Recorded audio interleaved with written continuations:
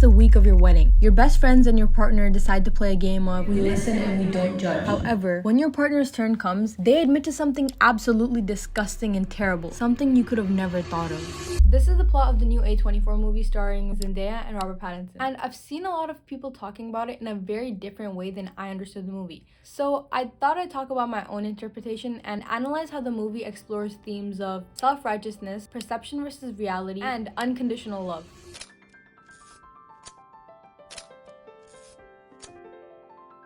Before we dig into the movie itself, I want to take a moment to talk about the marketing of this movie. First off, I can't express how grateful I was that the trailer didn't spoil the entire movie for me. Because lately, it feels like every single trailer I watch, it shows me all 3 acts of the movie. Like, the purpose of the trailer is to just show you a mini version of the movie rather than tease it. I don't know if it's because everyone has TikTok brains now or studios think that everyone has the media literacy of a 5-year-old, but nothing is left to anticipation or interpretation anymore. Like, even when you're watching a movie, it feels like everything is being spoon-fed to you or you're being told exactly what to think. Anyways, I digress. I'm getting carried away here. The marketing campaign included a drama-themed wedding chapel where Zendaya even appeared as a witness, along with an old-school engagement announced in the papers. Despite leaning into the whole wedding aesthetic during the press tour, Zendaya and Robert Pattinson weren't acting like they were secretly in love or something.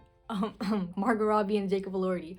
But rather, they were just keeping it classy and promoting their movie like regular actors, you know? Anyways, yeah, it was much appreciated by me and I'm pretty sure a lot of other people's as well. Okay, from now on, we're approaching spoiler territory, so consider yourself warned. The first act of the drama sets up Charlie and Emma's relationship.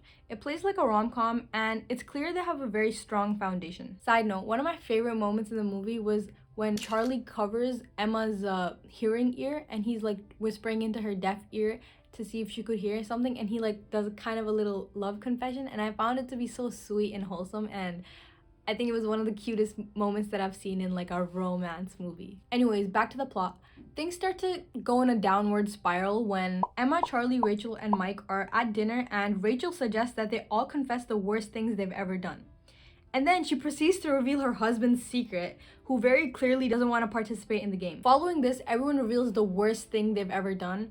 Mike and Charlie's is kind of negligible, but Rachel reveals that when she was a teenager, I think she was like 15 or 16, she locked a mentally disabled child in a closet in the middle of the woods or the forest and just left him there. And when she was asked by his father, she acted like she didn't know where he was. And it comes off as she would have left him there if the police hadn't found him the next day. So she left this child locked there for an entire day knowing exactly where he was. And she doesn't seem to have any regret about it. Like she's not acting like she feels remorse, unlike everyone other stories.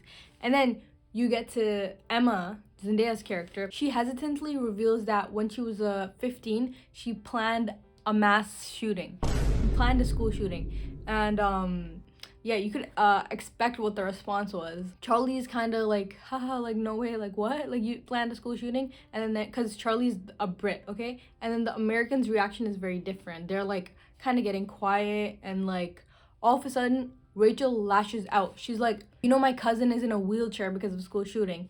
And then it kind of spirals out of control from there. Emma becomes very anxious while being aggressively drilled, mainly by Rachel, and she starts anxiously projectile vomiting all over their dinner. For the rest of the movie, we're mainly in Charlie's head as he tries to navigate his feelings about his bride-to-be and processing her past.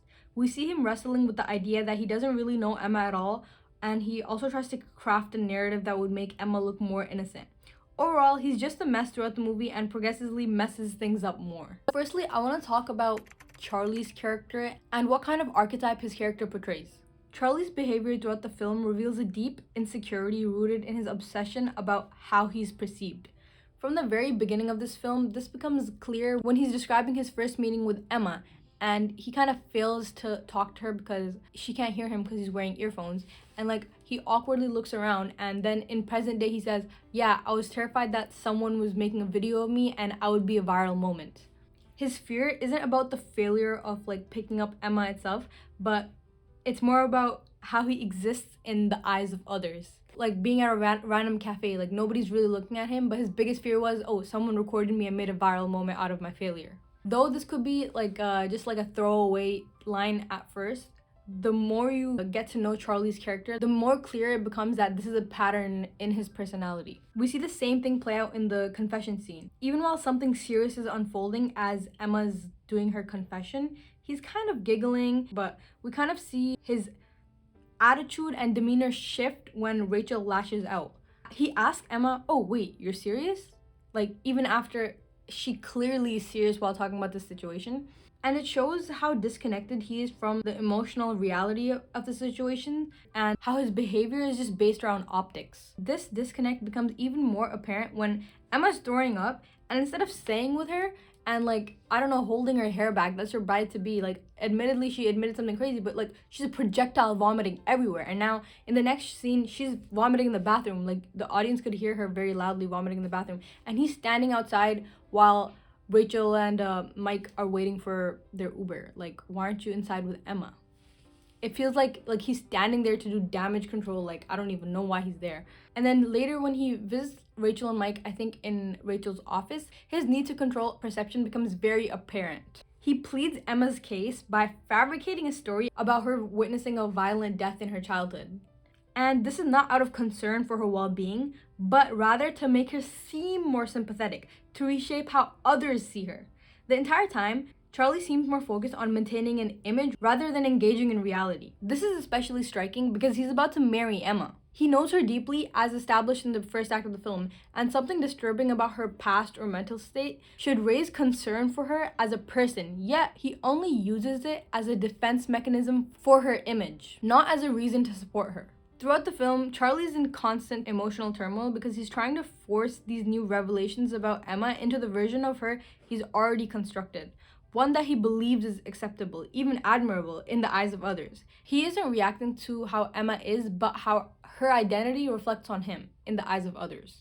This internal conflict comes to a head in the final act during the wedding speech when he blurts out, "She didn't do anything. I don't even care. I don't even care. I don't even care. I wouldn't even care if you had killed someone. It wouldn't change anything about the way I feel about you." In that moment, the truth finally surfaces. He loves Emma unconditionally. What makes this moment so telling is that he spent the entire film unable to stand by the truth. Instead of owning his feelings, he hides behind narratives, excuses, and damage control. At his core, Charlie's issue isn't confusion, it's insecurity. He's so afraid of how things look that he fails to stand firmly in what he actually feels. I'm gonna get back to what this really means and what the filmmaker is trying to say after I go over another character. Anyways, I think the person who best summed up Charlie's character in one line was the DJ that they fired for smoking heroin on the side of the street. Roll the clip. You're a fucking pussy. Okay, anyways, moving on to the real antagonist of the film. Emma, what the fuck? Rachel. It's funny because, bro, the actor did too much of a good job. She brought out such a visceral reaction in the audience. Like, I could feel the people beside me get pissed off every time she came on the screen. And, like, I literally turned to my friend while watching the movie. I'm like, bro, she's such an antagonist. After thinking about it more, I think it was very intentional.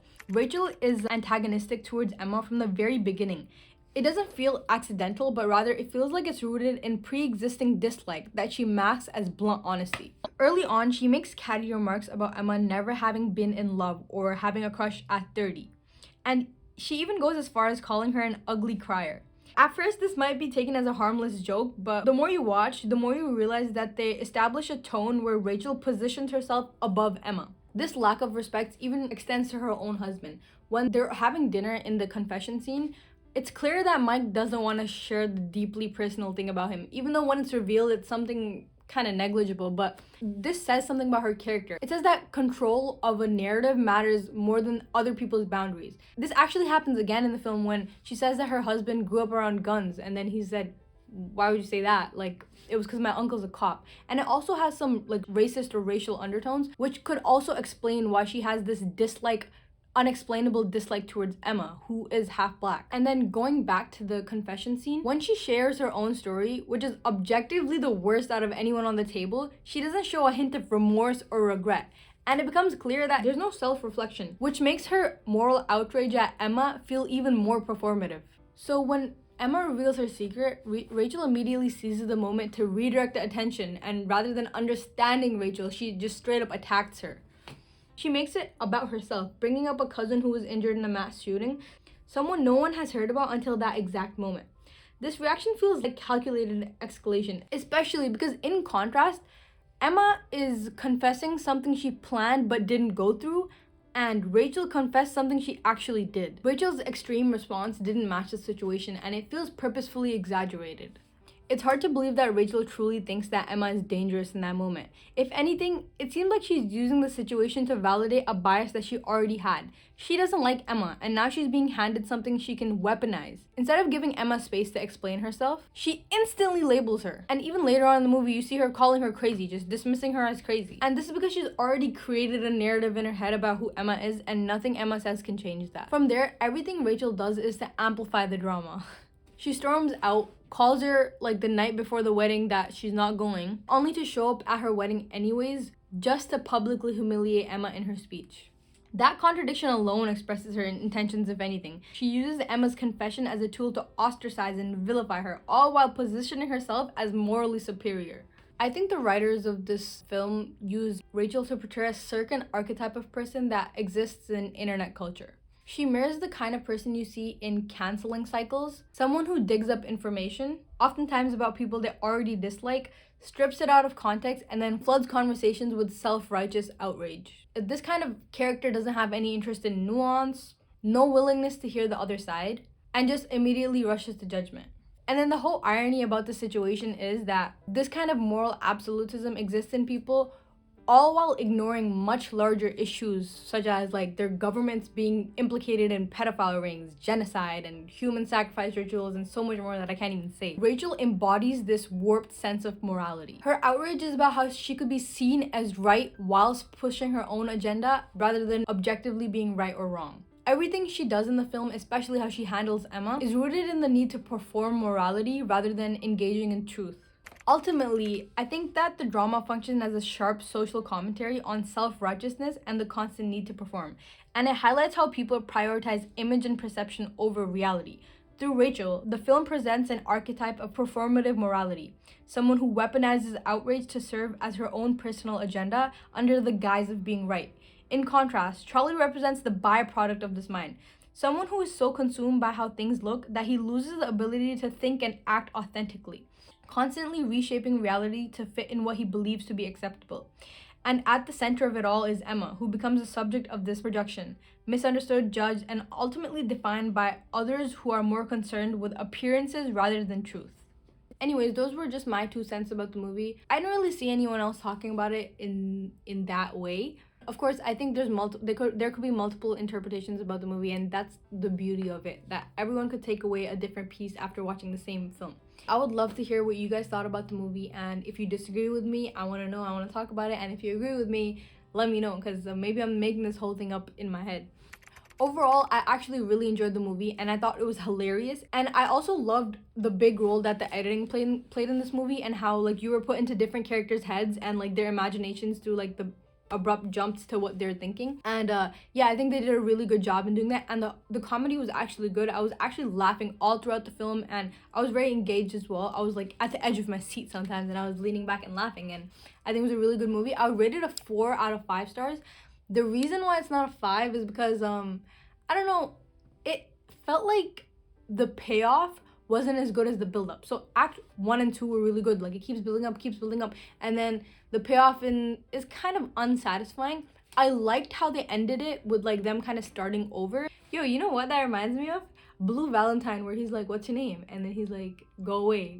That's a funny name, bro. That was also, guys, I watched Blue Valentine yesterday, and like, what the fuck, who would recommend that shit to me? Like, I literally thought it was a cute rom-com. And I was left devastated. Like, why would I watch that? I actually wanted to kill myself watching that. Anyways, I'm getting distracted, and I would love to hear your guys' thoughts. If you disagree with me or agree with me, I want to talk about it, so don't be afraid to comment down below. And yeah, I'm down to have a conversation. Don't forget to smash that like button and hit the subscribe button and the bell icon, and I'll see you guys next time.